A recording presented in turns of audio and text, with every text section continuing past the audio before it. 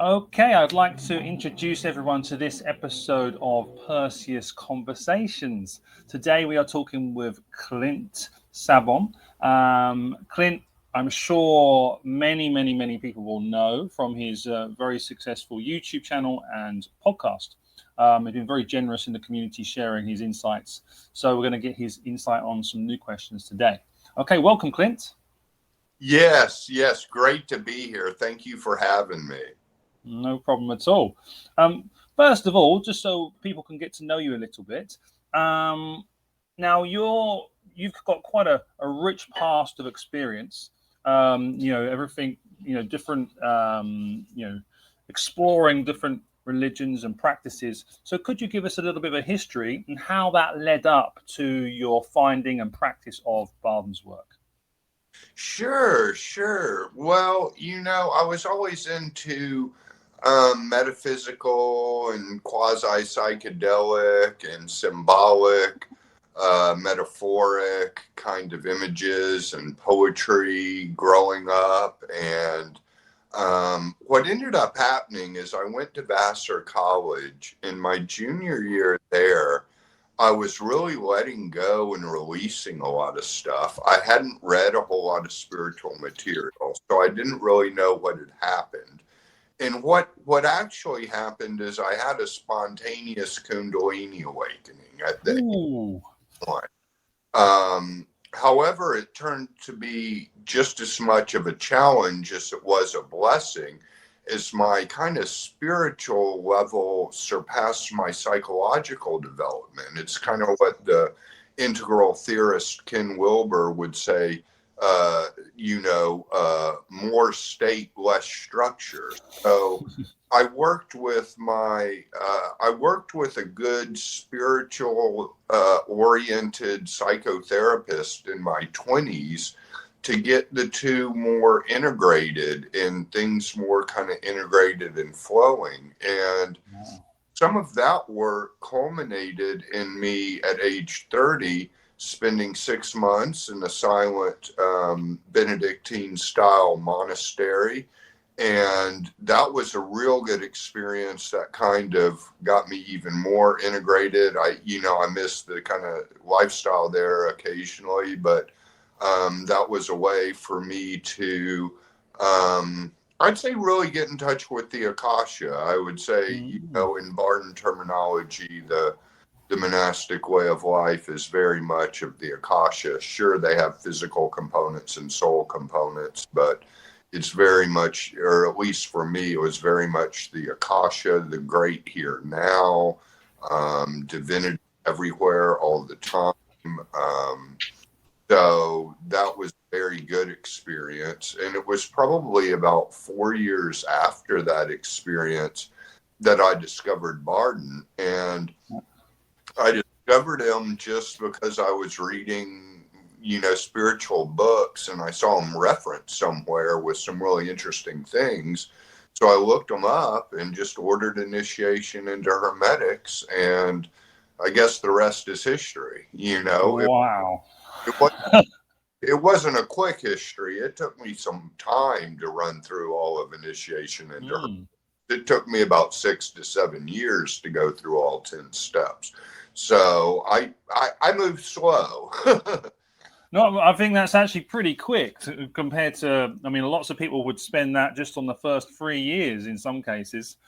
3 steps, sorry, in some cases. Let's go back. Because we're going to talk about those other things. But then let's go back to the Kundalini, because this is something that happens to a lot of people, and I know friends who've had this kind of thing happen. And if they have no spiritual inclination, sometimes it can be quite confusing. So, do you have any idea of what might have caused that to actually spontaneously happen?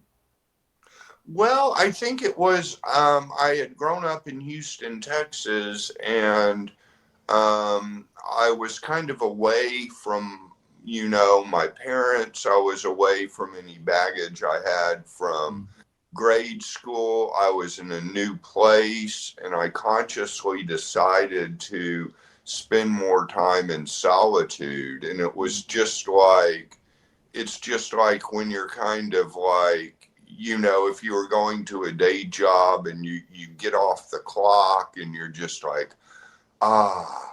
Oh, I got it. What a relief. So it was just kind of this, what a relief. And that relief turned into like releasing things. And I could feel my emotions kind of releasing. I could feel the tension I had carried releasing. I could feel like everything just started flowing again. And my feelings were very flowing, and I started feeling like everywhere was enchanted.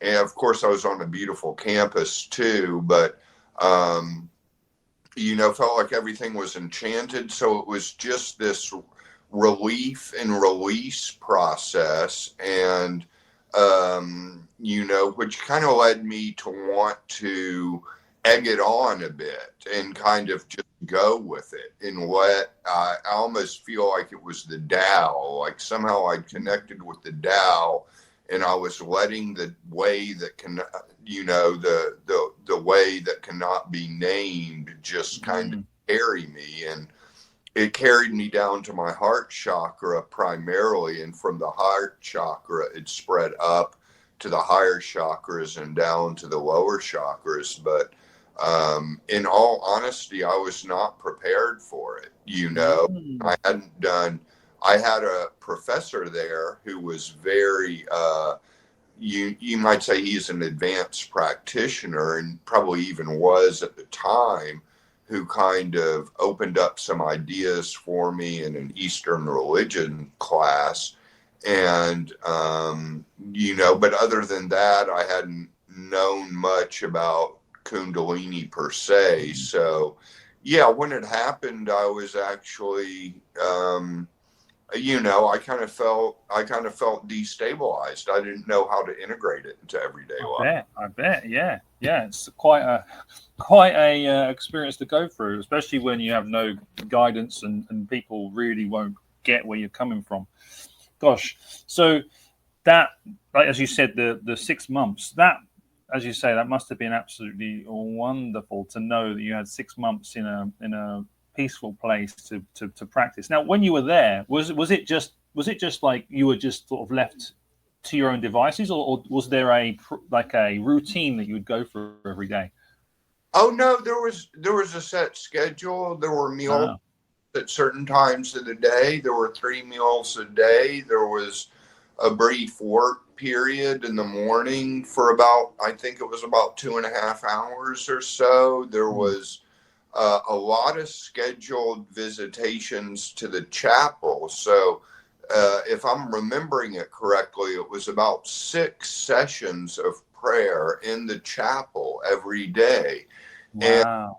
And it was kind of this Gregorian chant. A lot of it was just the liturgy. And at first the liturgy didn't really appeal to me and the chanting didn't appeal. I was thinking, why shouldn't we do more like Zazen, or why shouldn't we do more yoga or something like that? But eventually, like, all those prayers kind of really, really opened up my connection to what Bardon would call divine providence. So all those prayers actually did come to be something I loved. And of course, one of our visits to the chapel was a silent meditation where we could, you know, rest in God. We could use a mantra, you know, whatever it worked. You know, there was some Christian meditation mantras and stuff that I became familiar with, you know, during my time there.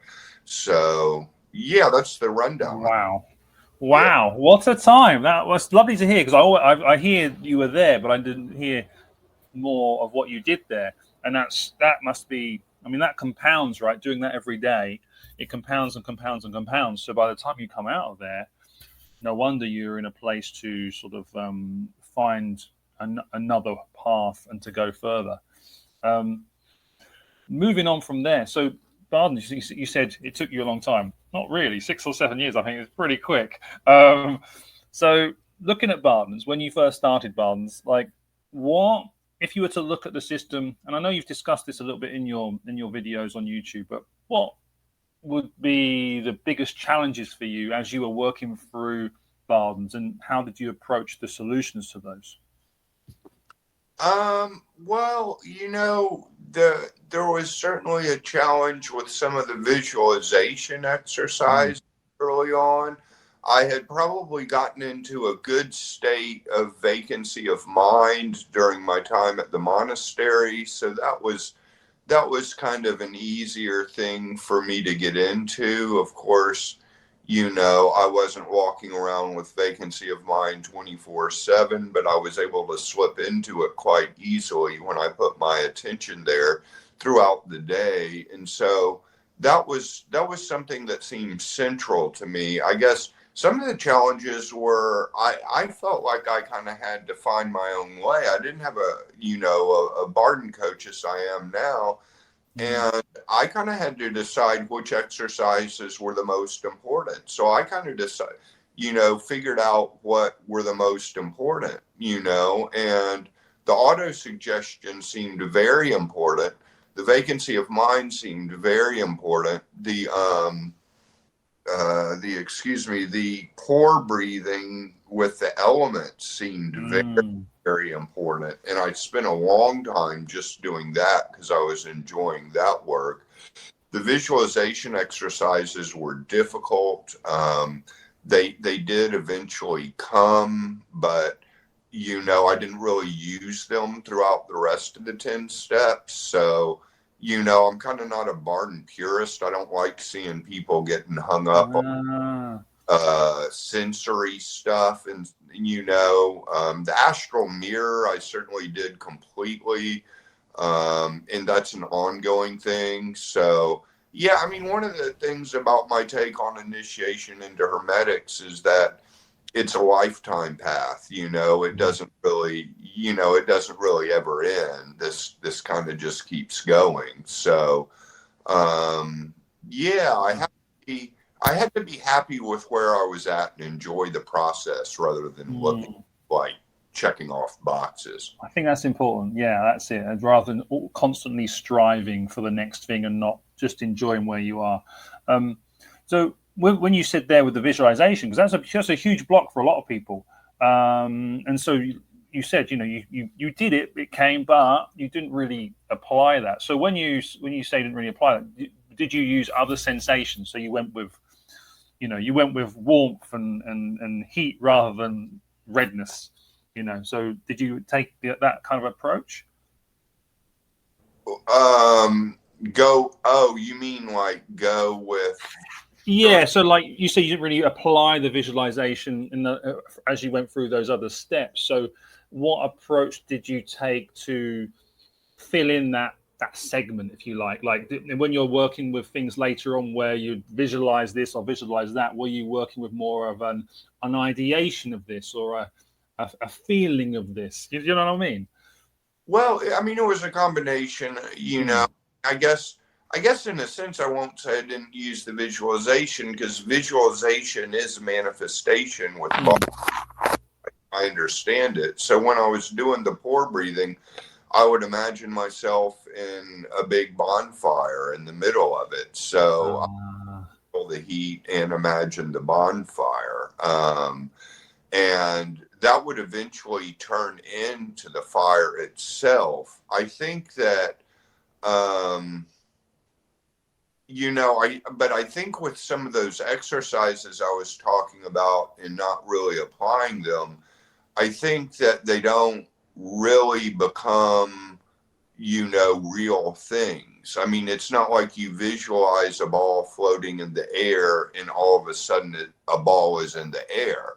But with the pore breathe, in, concrete real time, like the ball you don't manifest a ball hanging in the air. It's just a practice. But in the pore breathing with the elements, I feel like you really do manifest fire in your system, in your soul body. I see. So I guess that's the distinction I would make, if that makes sense. Yeah, that makes sense. Yeah. So, I mean, one thing I saw, recently we've seen a lot of, people looking at how to manifest this or how to, basically how to manifest the elements in a physical way, things like levitation and fire and things like this. So many people work mentally and astrally, and it's sometimes a bit of a challenge to bring it down to the physical.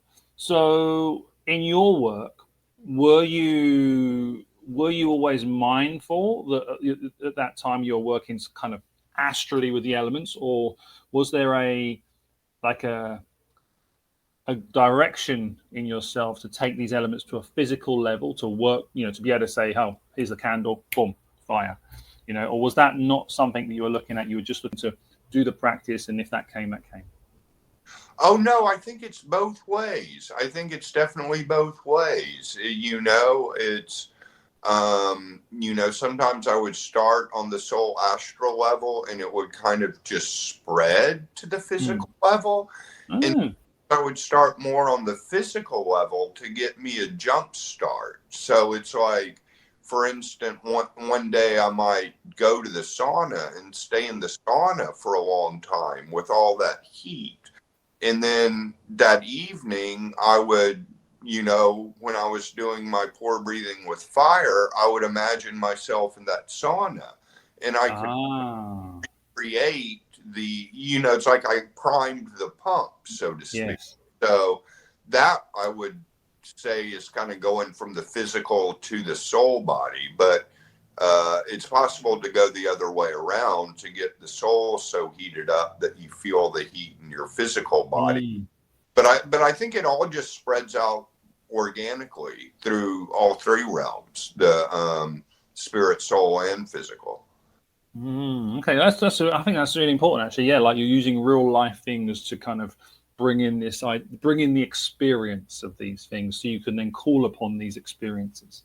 Yeah, absolutely. And I mean, even if we go back to the visualization exercises that I'm acting like I'm not a big champion of, with the auditory, I even had like a ticking clock in my room, and then I turned the clock off, and then I could kind of hear the ticks. So I kind of got primed in the physical. This is good. This is really good, I think. These are really helpful things that people maybe discover after years, but it's good if they can hear it at the beginning of their journey and maybe apply some of these things. Yeah, I think it can be really helpful. Yeah. Awesome. Looking at the Bardons then, so it took you 6 or 7 years to come towards the last steps. And as you say, it's ongoing, obviously. But as you reach that end part of Bardons, have you then gone on? Is there any interest for you to go on to the other books? Is that of interest, or are you just more focusing on initiation? I'm really just focusing on initiation into hermetics. I mean, short answer is I kind of feel like I haven't been called to the other books. I've read them, sure. I've looked at them, and sure, they were both fascinating, but maybe I'm just not seeing the added benefit in my life right now going through them, but I expect that someday I will. I guess I'm just not in a hurry. I have this kind of habit of praying to divine providence about everything, kind of asking for guidance, and I don't feel like I've been guided to the higher books right now. That's really interesting. I think that's important as well, because like you say, there's sometimes this idea of racing to get here or there. But I mean, already, those first 10 steps are quite epic in the journey they take you on. Yeah, and the other thing too is like I've never really been big into creating elementals or any sort of conjuring stuff, because I've just thought like everything I could do with that I can do with my own power. I think initiation into hermetics kind of gives you the tools to do things with your own power. You don't really need to rely on these kinds of spirit entity. Absolutely, yeah. I think that's the empowering thing, right? Is that it's an internal power system, so you're never having to rely on, which is what I like. All right, so that answers that. Yeah, so I think that's really, really important for people maybe who are starting out, because they're going to see, oh, this book, but actually, yeah, I mean, just that first book is it's the depth of content there, and the experience that you can go into when you're, even in 8 and 9, when you're looking at mental wandering, that's already a world of adventure.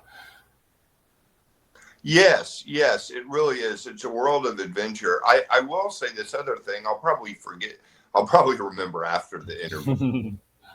But an interesting thing is sometimes when I close my eyes, I see sigils, and I see different sigils like appearing, but like I have no interest to like look them up and that was my next question. It's like, have you ever looked them up? Yeah.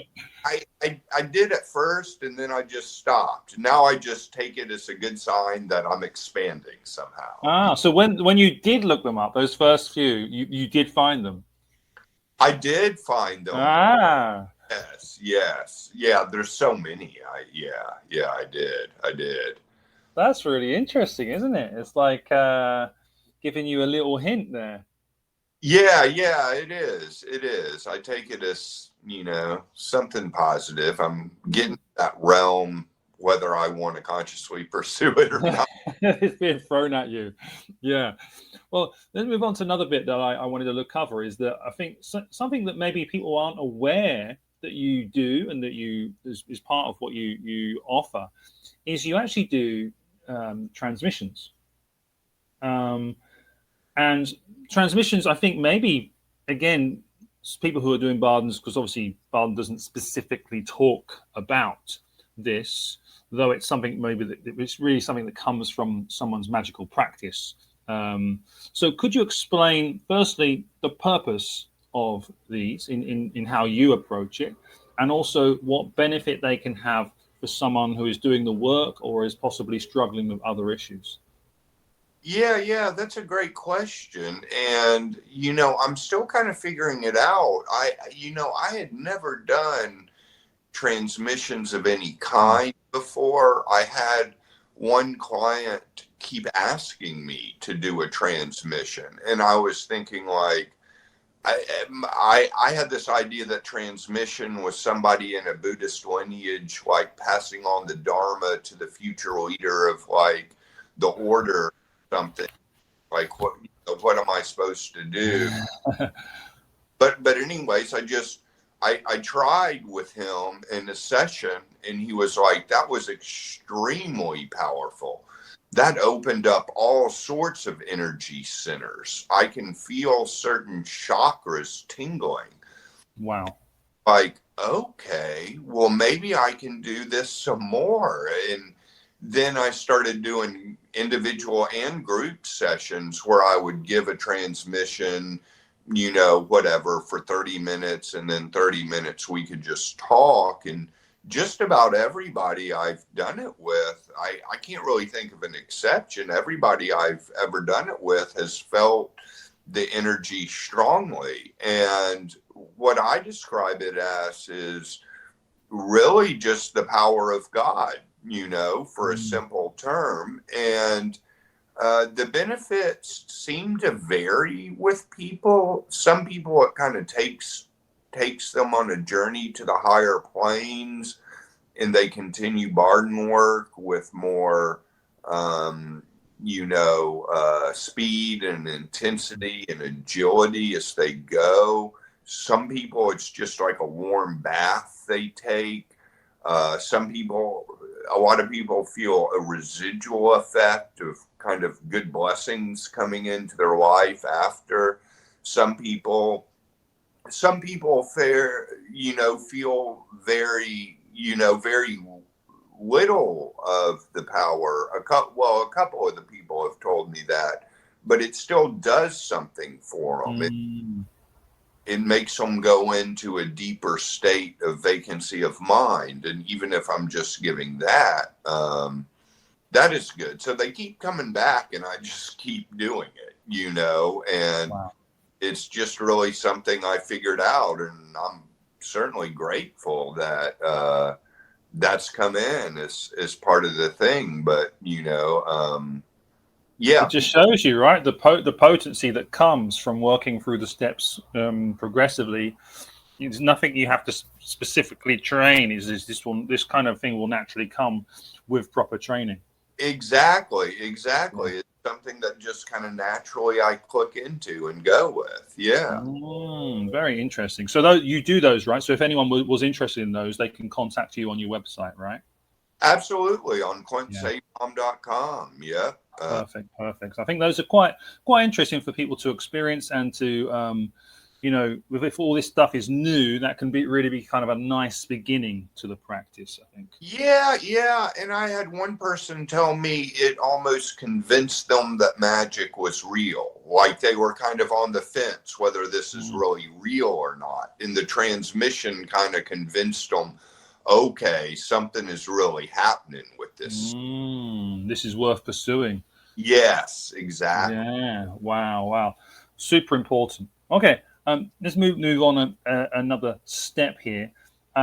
So in terms of how you see the work now and how you, because obviously you've done the book, you've achieved what many people are trying to do. So when you look at Bardon's now and your practice, what is your main practice now? What are you, if you don't mind, obviously this is a very personal question, tell me to mind my business if you like, but what is your main focus now when it comes to Bardon? Because obviously he provides us with, as you get to the latter steps, he provides us with lots of experiments to work with and lots of things like this that we can do as we exhaust the physical section. There are lots of things. Oh, you could try this, you could do this, you could do this. Are you following much more of just a contemplative, going deeper into the divine, or are you working with any of the suggestions that Bardon provides in initiation to hermetics? Yeah, that's a good question. I tend to keep it fairly simple. One thing I've focused on more recently is just good physical shape, just good physical fitness. I was very athletic growing up, but as I've gotten older, it's kind of consciously something I've got to keep up. So I've been focusing some on that, I see YouTube channels like Martin Fox, and sometimes I think, wow, I think his advancement really, the physical fitness level really played a big part in his advancement. So I'm trying to get stronger in that regard. I also do core breathing every day, and core breathing with the elements, and just really a lot of prayer throughout the day. I still do auto suggestion. So I do some, but if anything comes up that I want to work on, I certainly will, I've astral traveled before, but I don't have the desire to astral travel tonight, like who knows, maybe in 3 weeks I will, but like right now I just don't so yeah, and then as far as the psychic abilities that are given, I mean, I've worked a lot as a psychic some. I don't always like that work because people come in with like what they want to hear. They don't want to hear us. They hear. So, tricky work. Yeah. I prefer coaching Bardon to psychic work. Yeah. So I think an important thing you mentioned there is though you've gone through all the steps there, you're still working the auto-suggestion, which I think shows you how important keeping the subconscious in check and aligned with your goals, how important that actually is. Oh, absolutely. Yeah. I think that it's very helpful, and it can be used in a lot of different ways, but there's no reason not to keep doing it. Absolutely. Well, lastly, I want to look at, because you've got 2 training courses on Perseus. So you have a free course, which helps people through what I think is one of the biggest blocks in the path for Bardon's is steps 1 to 3. People can waste and a huge amount of time on these 3 steps. And so you've got that course there to help people go through it completely free of charge. And then you also have another course that moves on from there. So would you like just to give people a I'm sure people have seen it, but maybe it's nice to hear it from you, what each of these courses offer and how they can help people.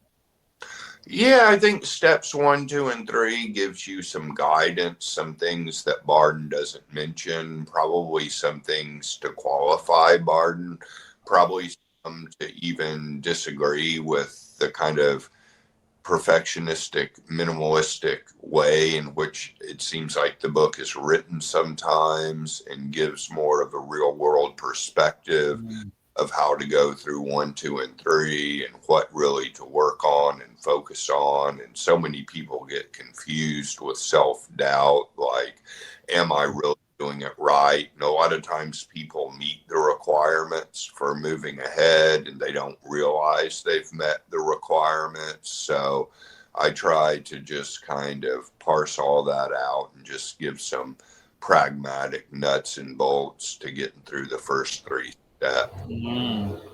Brilliant. How it's going to happen. Then on the course I have on steps 4, 5, and 6, which is extremely inexpensive, I kind of do the same thing. I just kind of keep going and talk, and I talk a lot about my own experience because I think that's important. This is my experience getting through it,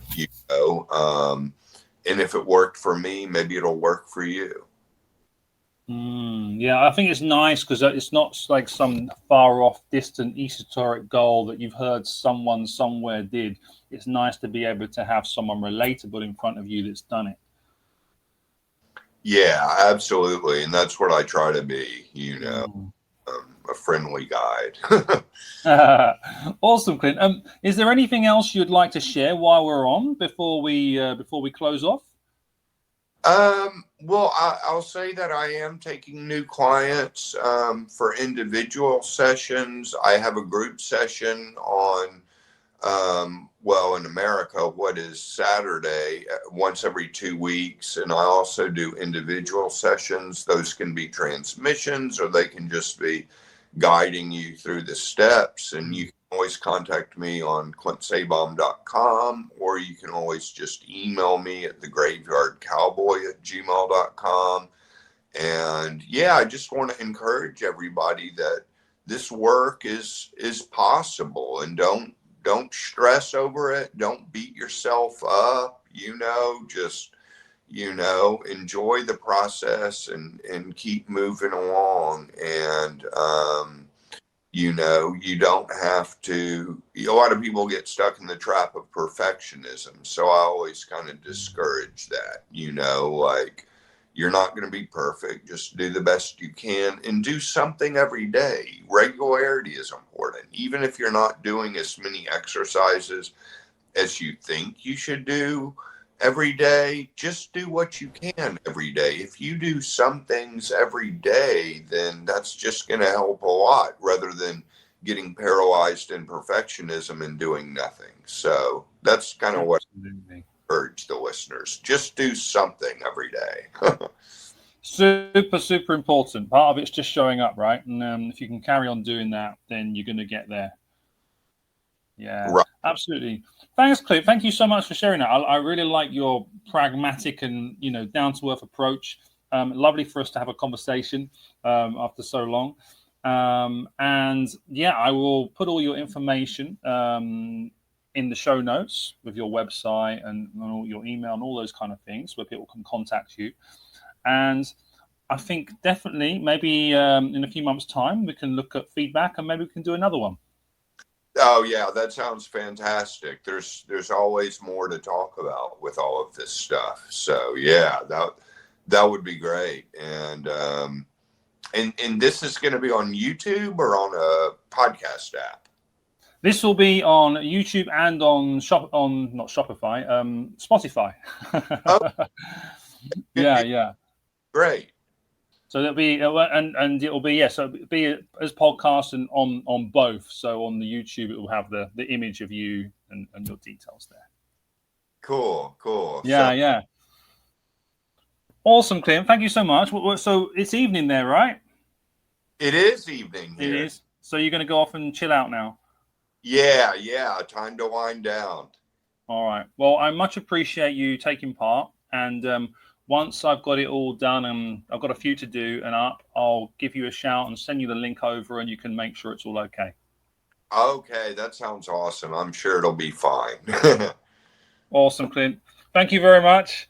And blessings. Speak to you soon. Okay, sounds good. All right. Cheers, Clint. Bye-bye. Bye-bye.